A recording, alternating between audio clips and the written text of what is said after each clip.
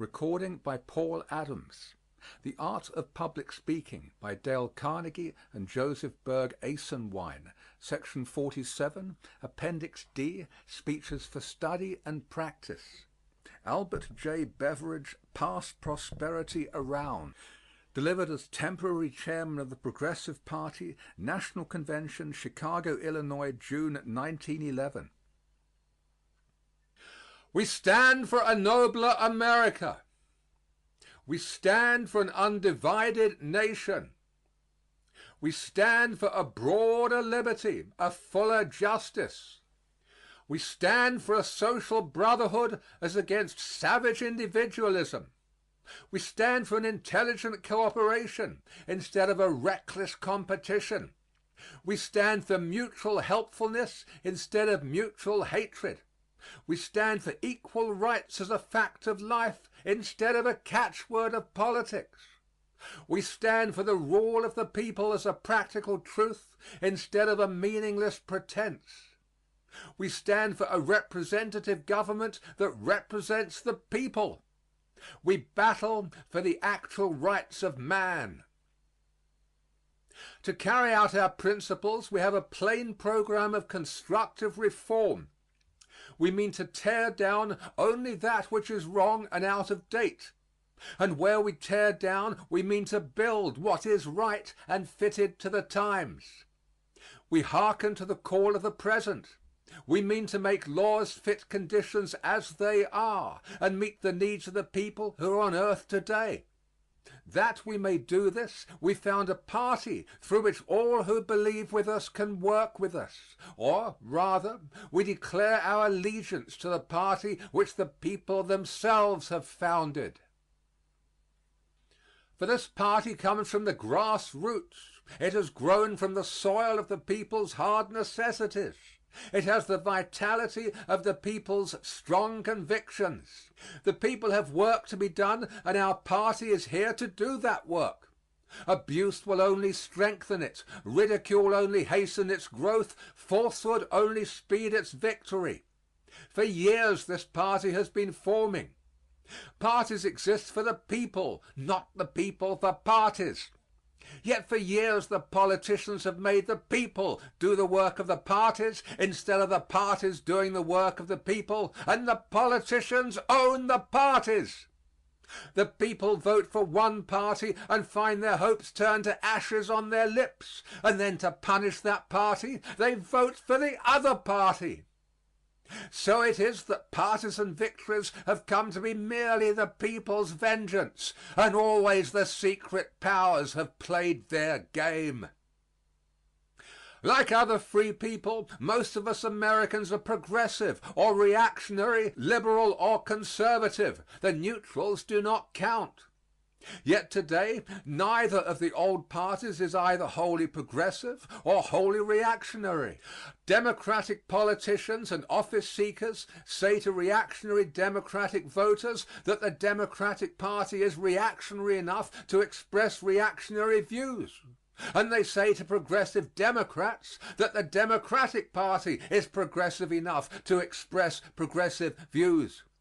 At the same time, Republican politicians and office seekers say the same thing about the Republican Party to progressive and reactionary Republican voters. Sometimes in both Democratic and Republican states, the progressives get control of the party locally, and then the reactionaries recapture the same party in the same state. Or this process is reversed. So there is no nationwide unity of principle in either party, no stability of purpose, no clear-cut and sincere program of one party at frank and open war with an equally clear-cut and sincere program of an opposing party. This unintelligent tangle is seen in Congress. Republican and Democratic senators and representatives, believing alike on broad measures affecting the whole republic, find it hard to vote together because of the nominal difference of their party membership. When, sometimes, under resistless conviction, they do vote together, we have this foolish spectacle Legislators calling themselves Republicans and Democrats support the same policy, the Democratic legislators declaring that that policy is Democratic, and Republican legislators declaring that it is Republican. And at the very same time, other Democratic and Republican legislators oppose that very same policy, each of them declaring that it is not Democratic or not Republican. The condition makes it impossible most of the time, and hard at any time, for the people's legislators who believe in the same broad policies to enact them into logical, comprehensive laws. It confuses the public mind. It breeds suspicion and distrust. It enables such special interests as seek unjust gain at the public expense to get what they want. It creates and fosters the degrading boss system in American politics through which these special interests work. This boss system is unknown and impossible under any other free government in the world. In its very nature, it is hostile to general welfare. Yet it has grown until it now is a controlling influence in American public affairs. At the present moment, notorious bosses are in the saddle of both old parties in various important states which must be carried to elect a president. This black horse cavalry is the most important force in the practical work of the Democratic and Republican parties in the present campaign. Neither of the old party's nominees for president can escape obligation to these old party bosses or shake their practical hold on many and powerful members of the national legislature. Under this boss system, no matter which party wins, the people seldom win, but the bosses almost always win. And they never work for the people. They do not even work for the party to which they belong. They work only for those anti-public interests whose political employees they are. It is these interests that are the real victors in the end. These special interests which suck the people's substance are bipartisan. They use both parties. They are the invisible government behind our visible government. Democratic and Republican bosses alike are brother officers of this hidden power. No matter how fiercely they pretend to fight one another before election, they work together after election. And, acting so, this political conspiracy is able to delay, mutilate, or defeat sound and needed laws for the people's welfare and the prosperity of honest business, and even to enact bad laws, hurtful to the people's welfare and oppressive to honest business. It is this invisible government which is the real danger to American institutions. Its crude work at Chicago in June, which the people were able to see, was no more wicked than its skillful work everywhere, and always which the people are not able to see. But an even more serious condition results from the unnatural alignment of the old parties. Today, we Americans are politically shattered by sectionalism. Through the two old parties, the tragedy of our history is continued, and one great geographical part of the Republic is separated from other parts of the Republic by an illogical partisan solidarity. The South has men and women as genuinely progressive and others as genuinely reactionary as those in other parts of our country. Yet, for well-known reasons, these sincere and honest Southern progressives and reactionaries vote together in a single party, which is neither progressive nor reactionary. They vote a dead tradition and a local fear, not a living conviction and a national faith. They vote not for the Democratic Party, but against the Republican Party. They want to be free from this condition. They can be free from it through the National Progressive Party. For the problems which America faces today are economic and national. They have to do with a more just distribution of prosperity. They concern the living of the people, and therefore the more direct government of the people by themselves. They affect the South exactly as they affect the North, the East, or the West. It is an artificial and dangerous condition that prevents the Southern man and woman from acting with the Northern man and woman who believe the same thing. Yet just that is what the old parties do prevent. Not only does this out-of-date partisanship cut our nation into two geographical sections, it also robs the nation of a priceless asset of thought in working out our national destiny. The South once was famous for brilliant and constructive thinking on national problems. And today the South has minds as brilliant and constructive as of old. But Southern intellect cannot freely and fully aid, in terms of politics, the solving of the nation's problems. This is so because of a partisan sectionalism which has nothing to do with those problems. Yet these problems can be solved only in terms of politics. The root of the wrongs which hurt the people is the fact that the people's government has been taken away from them. The invisible government has usurped the people's government.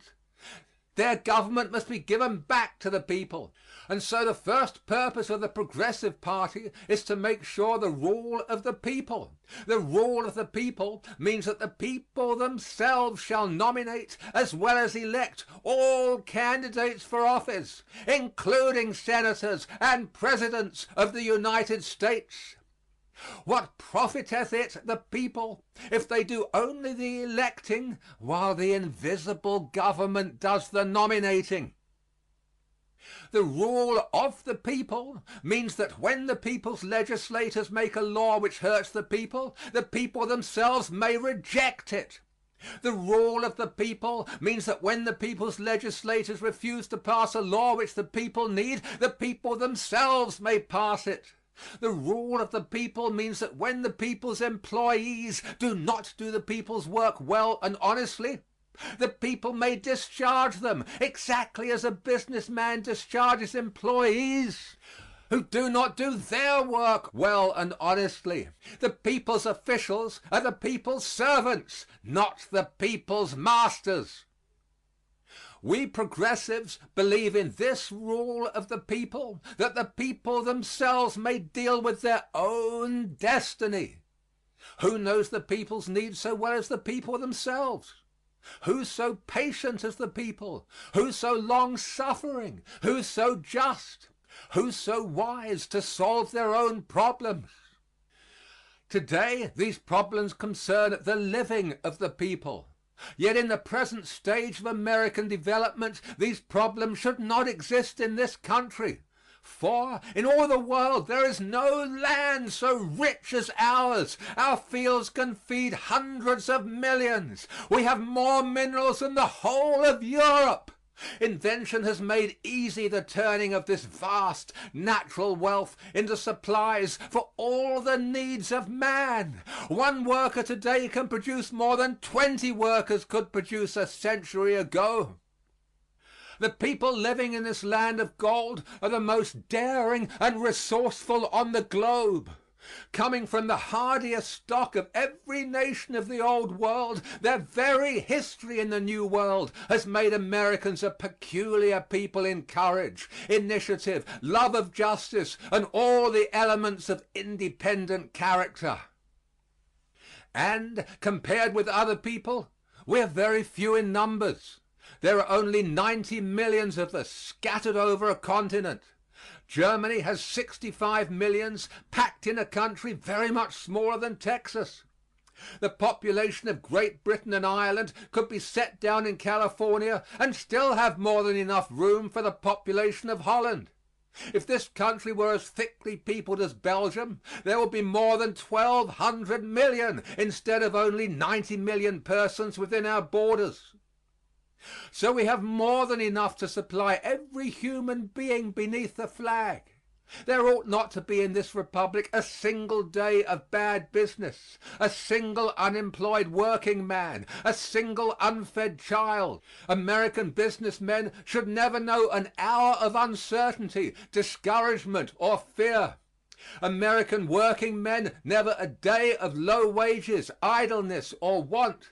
Hunger should never walk in these thinly peopled gardens of plenty. And yet, in spite of all these favors which Providence has showered upon us, the living of people is the problem of the hour. Hundreds of thousands of hard-working Americans find it difficult to get enough to live on. The average income of an American laborer is less than $500 a year. With this, he must furnish food, shelter, and clothing for a family. Women, whose nourishing and protection should be the first care of the state, not only are driven into the mighty army of wage earners, but are forced to work under unfair and degrading conditions. The right of a child to grow into a normal human being is sacred. And yet, while small and poor countries packed with people have abolished child labor, American mills, mines, factories, and sweatshops are destroying hundreds of thousands of American children in body, mind, and soul. At the same time, men have grasped fortunes in this country so great that the human mind cannot comprehend their magnitude. These mountains of wealth are far larger than even that lavish reward which no one would deny to business risk or genius. On the other hand, American business is uncertain and unsteady compared with the business of other nations. American businessmen are the best and bravest in the world, and yet our business conditions hamper their energies and chill their courage. We have no permanency in business affairs, no sure outlook upon the business future. This unsettled state of American business prevents it from realizing for the people that great and continuous prosperity which our country's location, vast wealth, and small population justifies. We mean to remedy these conditions. We mean not only to make prosperity steady, but to give to the many who earn it a just share of that prosperity, instead of helping the few who do not earn it to take an unjust share. The progressive motto is pass prosperity around. To make human living easier, to free the hands of honest business, to make trade and commerce sound and steady, to protect womanhood, save childhood, and restore the dignity of manhood, these are the tasks we must do. What, then, is the progressive answer to these questions? We are able to give it specifically and concretely. The first work before us is the revival of honest business. For business is nothing but the industrial and trade activities of all the people. Men grow the products of the field, cut ripe timber from the forest, dig metal from the mine, fashion all for human use, carry them to the marketplace and exchange them according to their mutual needs, and this is business. With our vast advantages contrasted with the vast disadvantages of other nations, American business all the time should be the best and steadiest in the world. But it is not. Germany, with shallow soil, no mines, only a window on the seas, and a population more than 10 times as dense as ours, yet has a sounder business, a steadier prosperity, a more contented, because better cared for people. What, then, must we do to make American business better? We must do what poorer nations have done. We must end the abuses of business by striking down those abuses instead of striking down business itself. We must try to make little business big and all business honest, instead of striving to make big business little and yet letting it remain dishonest. Present-day business is as unlike old-time business as the old-time ox cart is unlike the present-day locomotive. Invention has made the whole world over again. The railroad, telegraph, telephone have bound the people of modern nations into families. To do the business of these closely knit millions in every modern country, great business concerns came into being. What we call big business is the child of the economic progress of mankind. So warfare to destroy big business is foolish because it cannot succeed, and wicked because it ought not to succeed. Warfare to destroy big business does not hurt big business, which always comes out on top, so much as it hurts all other business, which, in such a warfare, never comes out on top. With the growth of big business came business evils just as great. It is these evils of big business that hurt the people and injure all other business. One of these wrongs is overcapitalization, which taxes the people's very living. Another is the manipulation of prices to the unsettlement of all normal business and to the people's damage. Another is interference in the making of the people's laws and the running of the people's government in the unjust interest of evil business. Getting laws that enable particular interests to rob the people and even to gather criminal riches from human health and life is still another.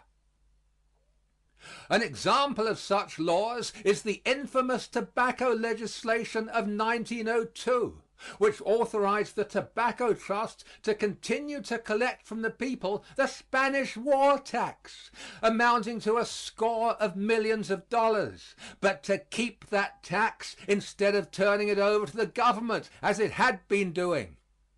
Another example is the shameful meat legislation by which the Beef Trust had the meat it sent abroad inspected by the government so that foreign countries would take its product, and yet was permitted to sell diseased meat to our own people. It is incredible that laws like these could ever get on the nation's statute books. The invisible government put them there, and only the universal wrath of an enraged people corrected them when, after years, the people discovered the outrages. It is to get just such laws as these and to prevent the passage of laws to correct them, as well as to keep off the statute books general laws which will end the general abuses of big business, that these few criminal interests corrupt our politics, invest in public officials, and keep in power in both parties that type of politician and party managers who debase American politics. Behind rotten laws and preventing sound laws stands the corrupt boss. Behind the corrupt boss stands the robber interest. And commanding these powers of pillage stands bloated human greed. It is this conspiracy of evil we must overthrow if we would get the honest laws we need. It is this invisible government we must destroy if we would save American institutions. Other nations have ended the very same business evils from which we suffer by clearly defining business wrongdoing and then making it a criminal offense punishable by imprisonment. Yet these foreign nations encourage big business itself and foster all honest business. But they do not tolerate dishonest business, little or big. What then shall we Americans do? Common sense and the experience of the world says that we ought to keep the good big business does for us and stop the wrongs that big business does to us. Yet we have done just the other thing. We have struck at big business itself and have not even aimed to strike at the evils of big business. Nearly 25 years ago, Congress passed a law to govern American business in the present time, which Parliament passed in the reign of King James to govern English business in that time. For a quarter of a century, the courts have tried to make this law work. Yet, during this very time, trusts grew greater in number and power than in the whole history of the world before. and their evils flourished unhindered and unchecked. These great business concerns grew because natural laws made them grow, and artificial law, at war with natural law, could not stop their growth. But their evils grew faster than the trusts themselves, because avarice nourished those evils, and no law of any kind stopped avarice from nourishing them. Nor is this the worst. Under the shifting interpretation of the Sherman Law, uncertainty and fear is chilling the energies of the great body of honest American businessmen. As the Sherman Law now stands, no two businessmen can arrange their mutual affairs and be sure that they are not lawbreakers. This is the main hindrance to the immediate and permanent revival of American business. If German or English businessmen, with all their disadvantages compared with our advantages, were manacled by our Sherman Law, as it stands they soon would be bankrupt. Indeed, foreign businessmen declare that, if their countries had such a law, so administered, they could not do business at all. Even this is not all. By the decrees of our courts, under the Sherman Law, the two mightiest trusts on earth have actually been licensed, in the practical outcome, to go on doing every wrong they ever committed. Under the decrees of the courts, the oil and tobacco trusts still can raise prices unjustly, and already have done so. They still can issue watered stock, and surely will do so. They still can throttle other businessmen, and the United Cigar Stores Company now is doing so. They still can corrupt our politics, and this moment are indulging in that practice. The people are tired of this mock battle with criminal capital. They do not want to hurt business, but they do want to get something done about the trust question that amounts to something. What good does it do any man to read in his morning paper that the courts have dissolved the oil trust, and then read in his evening paper that he must thereafter pay a higher price for his oil than ever before? What good does it do the laborer who smokes his pipe to be told that the courts have dissolved the tobacco trust, and yet find that he must pay the same or a higher price for the same short-weight package of tobacco? Yet all this is the practical result of the suits against these two greatest trusts in the world. Such business chaos and legal paradoxes as American business suffers from can be found nowhere else in the world. Rival nations do not fasten legal ball and chain upon their business. No, they put wings on its flying feet. Rival nations do not tell their businessmen that if they go forward with legitimate enterprise, the penitentiary may be their goal. No, rival nations tell their businessmen that so long as they do honest business, their governments will not hinder but will help them. But these rival nations do tell their businessmen that if they do any evil that our businessmen do, prison bars await them. These rival nations do tell their businessmen that if they issue watered stock or cheat the people in any way, prison cells will be their homes. Just this is what all honest American business wants. Just this is what dishonest American business does not want. Just this is what the American people propose to have. Just this the National Republic platform of 1908 pledged the people that we would give them. And just this important pledge the administration elected on that platform repudiated, as it repudiated the more immediate tariff pledge. Both these reforms, so vital to honest American business, the Progressive Party will accomplish. Neither evil interests nor reckless demagogues can swerve us from our purpose, for we are free from both and fear neither. We mean to put new business laws on our statute books which will tell American businessmen what they can do and what they cannot do. We mean to make our business laws clear instead of foggy, to make them plainly state just what things are criminal and what are lawful. And we mean that the penalty for things criminal shall be prison sentences that actually punish the real offender, instead of money fines that hurt nobody but the people who must pay them in the end. And then we mean to send the message forth to hundreds of thousands of brilliant minds and brave hearts engaged in honest business that they are not criminals, but honorable men in their work to make good business in this republic. Sure of victory, we even now say, go forward, American businessmen, and know that behind you, supporting you, encouraging you, are the power and approval of the greatest people under the sun.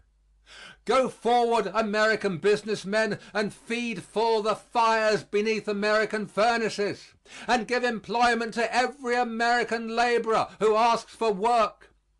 Go forward, American businessmen, and capture the markets of the world for American trade, and know that on the wings of your commerce you carry liberty throughout the world and to every inhabitant thereof. Go forward, American businessmen, and realize that in the time to come it shall be said of you, as it is said of the hand that rounded Peter's dome, he builded better than he knew. The next great business reform we must have to steadily increase American prosperity is to change the method of building our tariffs. The tariff must be taken out of politics and treated as a business question instead of as a political question. Heretofore we have done just the other thing. That is why American business is upset every few years by unnecessary tariff upheavals and is weakened by uncertainty in the periods between. The greatest need of business is certainty, but the only thing certain about our tariff is uncertainty. What then should we do to make our tariff changes strengthen business instead of weakening business? Rival protective tariff nations have answered that question. Common sense has answered it.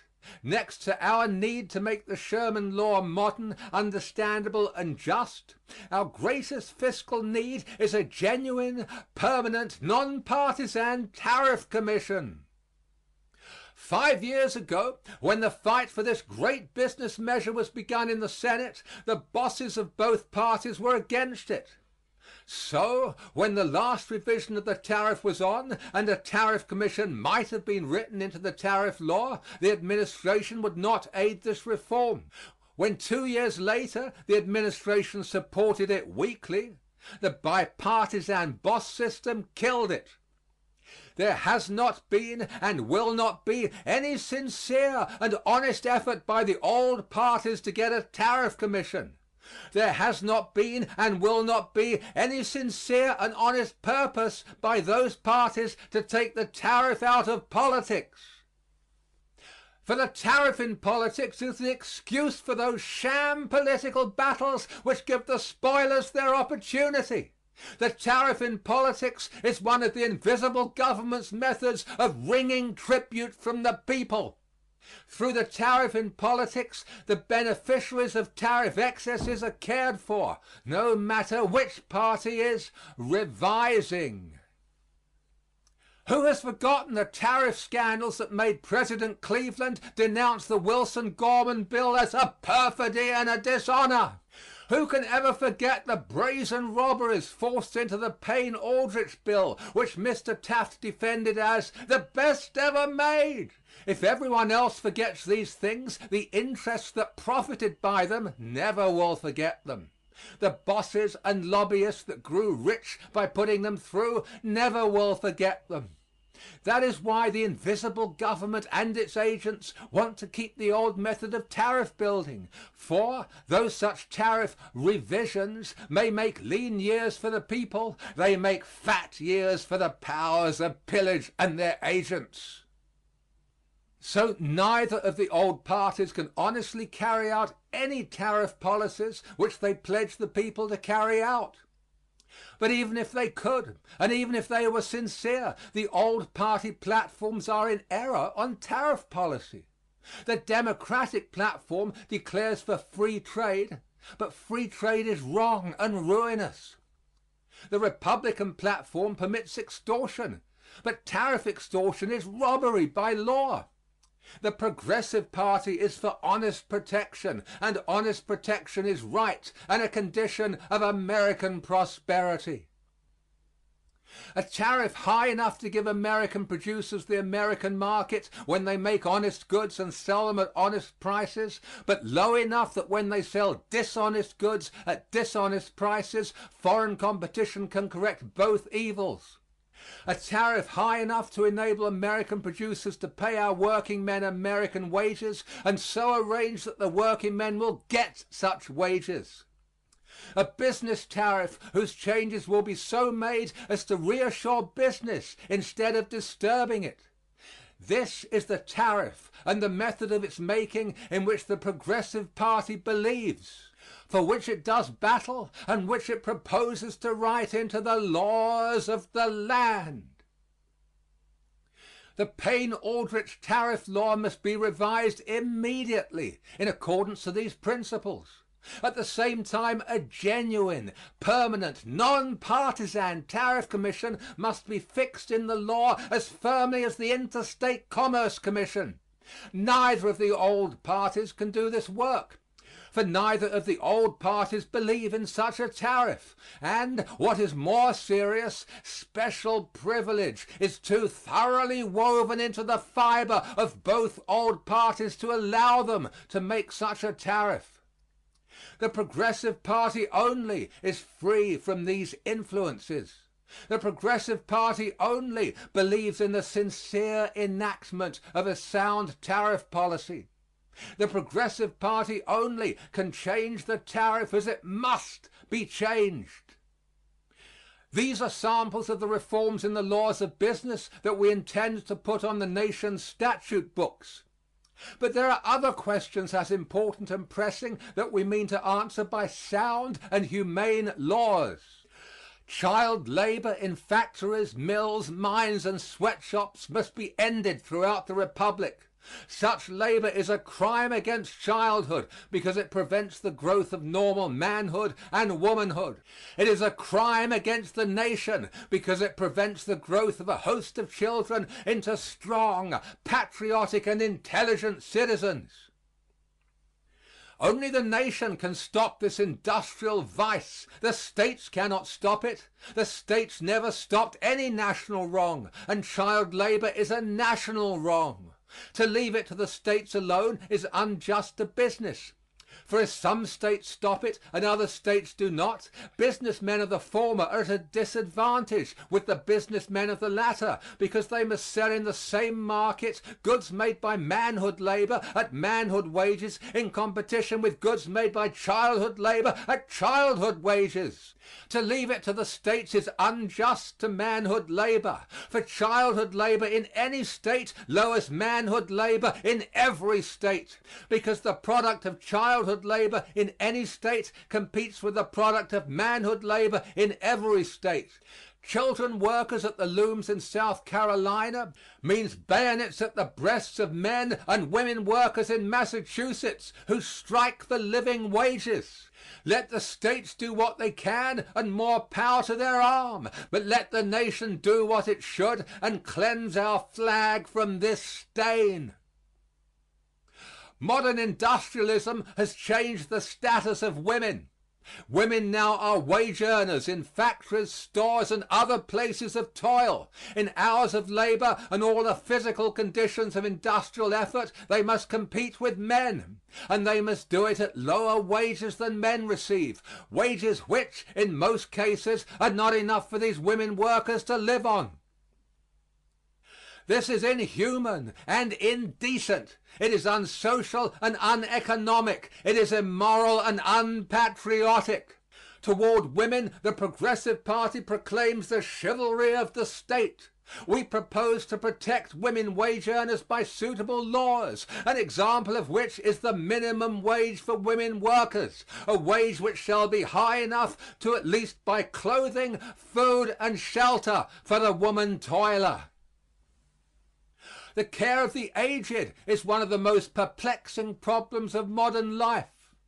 How is the working man with less than $500 a year and with earning power waning as his own years advance to provide for aged parents or other relatives in addition to furnishing food, shelter and clothing for his wife and children?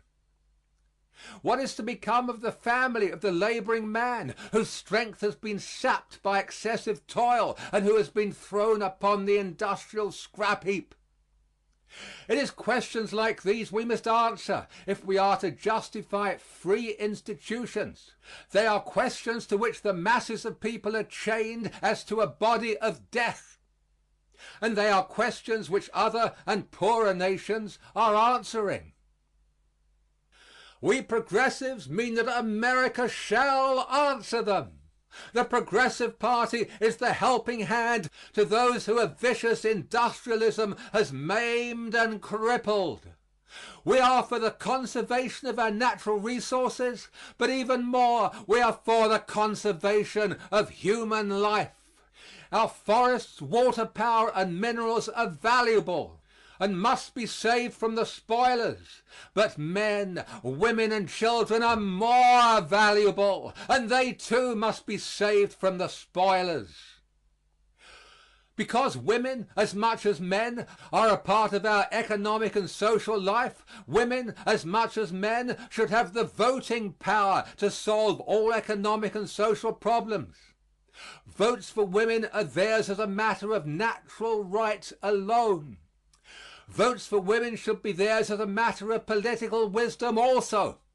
As wage earners, they should help to solve the labor problems. As property owners, they should help to solve the tax problem. As wives and mothers, they should help to solve all the problems that concern the home. And that means all national problems, for the nation abides at the fireside. If it is said that women cannot help defend the nation in time of war, and therefore that they should not help to determine the nation's destinies in time of peace, the answer is that women suffer and serve in time of conflict as much as men who carry muskets. And the deeper answer is that those who bear the nation's soldiers are as much the nation's defenders as their sons. Public spokesmen for the invisible government say that many of our reforms are unconstitutional. The same kind of men said the same thing of every effort the nation has made to end national abuses. But in every case, whether in the courts, at the ballot box, or on the battlefield, the vitality of the Constitution was vindicated.